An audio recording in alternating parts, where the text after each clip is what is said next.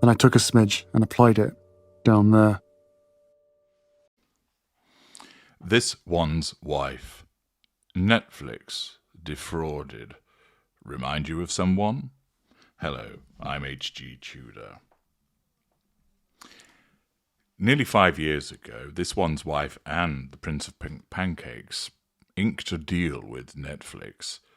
It was rumoured to be in the region of $100 million.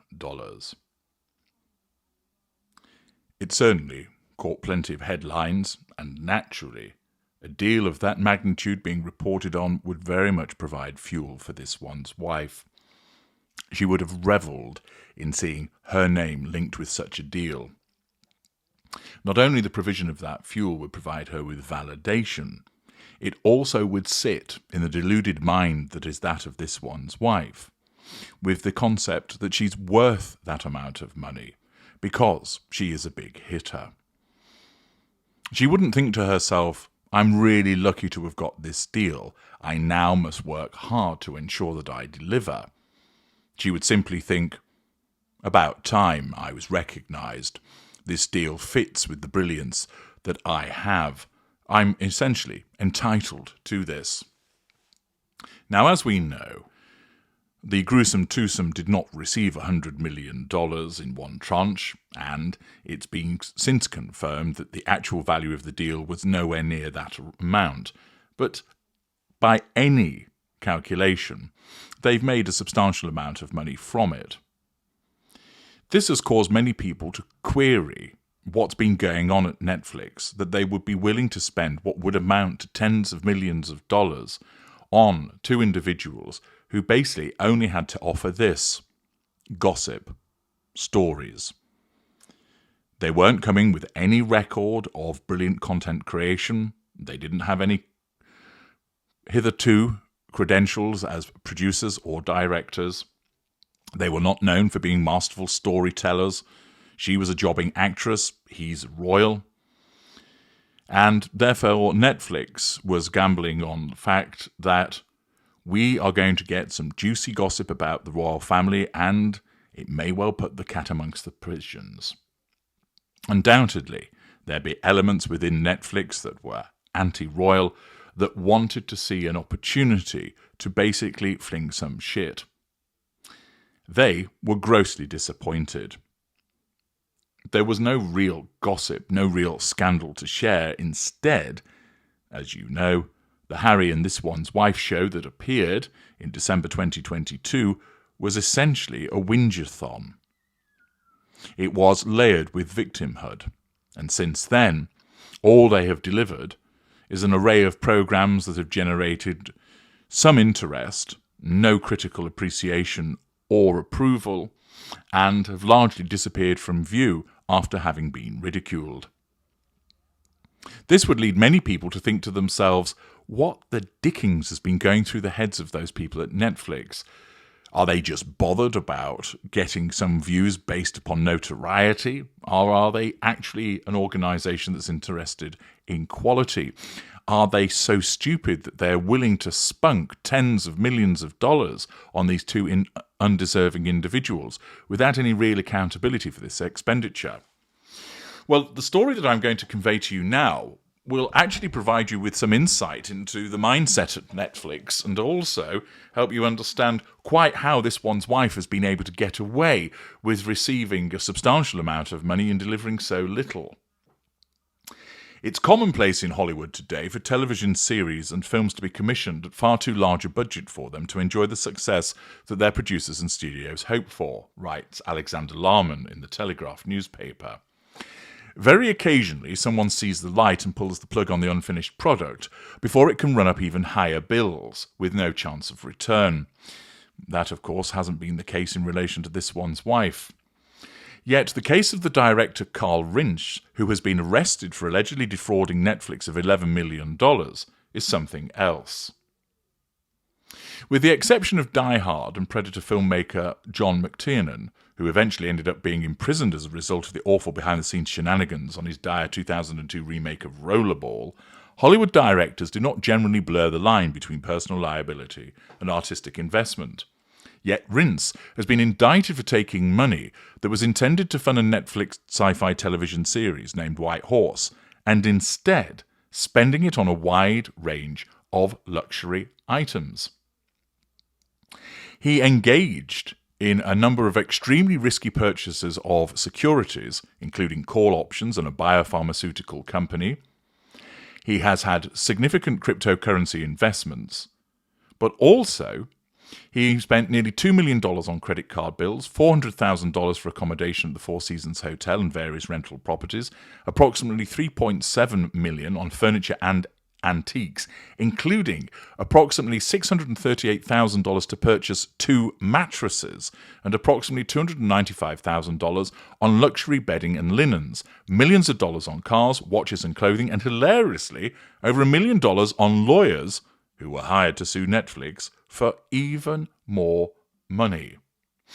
Now, the fact that he's able to get away with that he was able to engage in utilizing Netflix's money without delivering anything to make investments and purchases of this manner tells you everything you need to know about the lax attitude of Netflix, which is clearly an organization that, 1, has far too much money, and 2, isn't keeping a close eye on it to allow a shyster such as Rinsch to behave in the way that he has, and of course this one's wife to conduct herself in a similar vein. Now, it's not been suggested, of course, that this one's wife has engaged in using Netflix money unlawfully on personal purchases and investments, but she has rinsed Netflix because what she's delivered has been piss poor, and she's got large amounts of money for it. And that kind of approach from Netflix in relation to not keeping a close eye on Rinsch's behaviour causes you to realise, well, it's no wonder that this one's wife has been able to get away with the behaviour that she has also. Apparently, Rinsch has been making up fantastical stories from a young age. Who does that sound like? Claiming that his father was a spy and that he grew up in Africa, whereas in fact he was the son of an insurance executive and he came of age in San Fernando Valley in California. He came to prominence in 2010 when his short film The Gift, about a KGB agent delivering a mysterious present, won the Bronze Award at the Cannes Lions Awards, along with the newly created Filmcraft Lion for special effects. This launched Rinsch, who had directed advertisements for Mercedes and Heineken for the prestigious Ridley Scott Associates company, into the big leagues. When it was announced in 2009 that he would instead be entrusted by Universal with 47 Ronin, a samurai epic to star Keanu Reeves, the film industry title Variety archly noted, "It is unusual to see a first-timer entrusted to helm a film with a large budget and tent-pole aspirations." Apparently, filming didn't go well because Rinsch insisted on shooting scenes twice, once in Japanese and once in English. Those involved in the production described it as a nightmare, and Rinsch was removed from the film's editing process after a series of expensive reshoots were designed to make Reeves more prominent because he was the only A-lister in the production. Apparently, the production process was personally overseen by Universal chief Donna Langley, even as the budget ballooned to around a rumoured $225 million. It was estimated that the film needed to make $500 million at the box office just to break even. In the event, it struggled to take over $150 million, making it one of the biggest flops in Hollywood history. It even flopped in Japan. Now, ordinarily, when a filmmaker is deemed responsible for such an egregious flop, it spells the end of the career. However, Rinsch returned to his previous career directing commercials, and under normal circumstances, he wouldn't have been heard from again. But he popped up again, and his work coincided with the mid-2010s boom in streaming content, and there's competition between several of the biggest services, including Amazon Prime and Netflix, to take his shorts and turn them into a big-budget series. Eventually, Netflix prevailed after Amazon believed they had reached an informal agreement, and at the end of 2018, Rinsch signed a deal with Netflix. For a 13-episode series of short films, totaling between 110 and 120 minutes in length, it would be commissioned to make the series with a cost of over $60 million under the name Conquest or White House, complete with Keanu Reeves as an investor. It attracted a well-known cast. He was given a final cut. I beg your pardon. He was given a final cut. Freudian slip there from your glorious narrator. Matters didn't go well. Netflix chose to ignore Rinsch's various eccentricities, which included his failing to have completed scripts for the remaining episodes.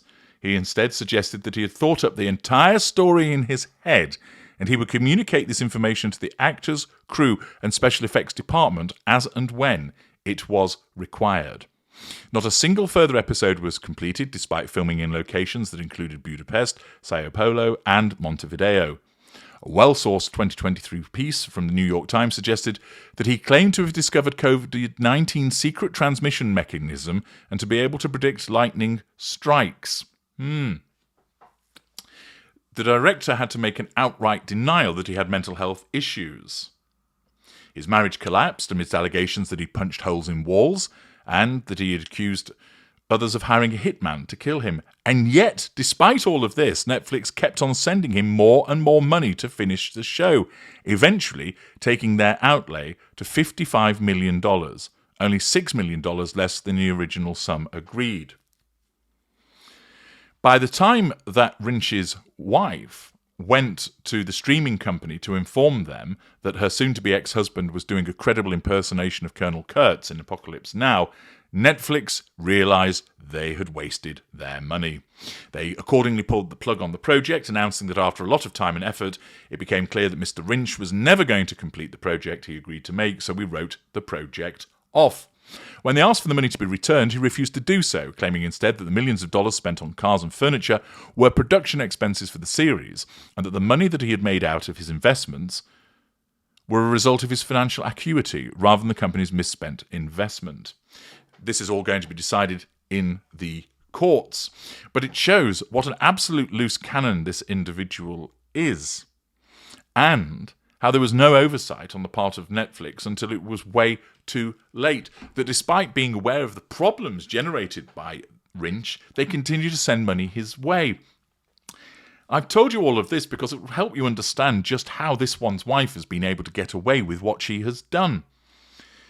Somebody who had no prior credibility other than being a jobbing actress, and somebody that was coming along promising all of the goss from her time in the royal family, even though it was comparatively short. Netflix were clearly hoodwinked. They evidently thought that they were going to get a lot of material that would create bombshell revelations, possibly causing problems for the royal family, and undoubtedly those that are anti-royalist were seeking to cause problems in that regard.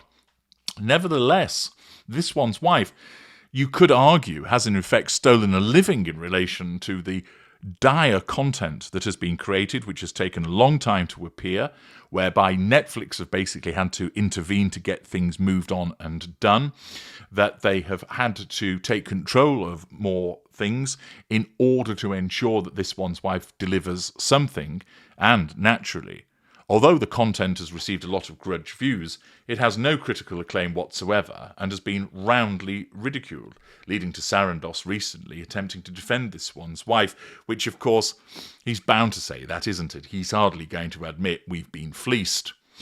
But given the way that Rinsch behaved, it's not a surprise whatsoever that this one's wife has been able to do what she's been able to do. And I know that many people have thought to themselves, what the fuck have Netflix been thinking when they signed her up and continued to work with her?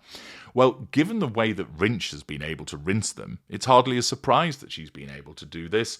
And as you read through the way that Rinsch has behaved, it just puts you in mind of the conduct of this one's wife. Somebody that is bonkers as a consequence of her narcissism, that is deluded and continues to milk the cash cow for all it's worth, that sits idly by and allows her to do it. I'm HG Tudor. Thank you for listening.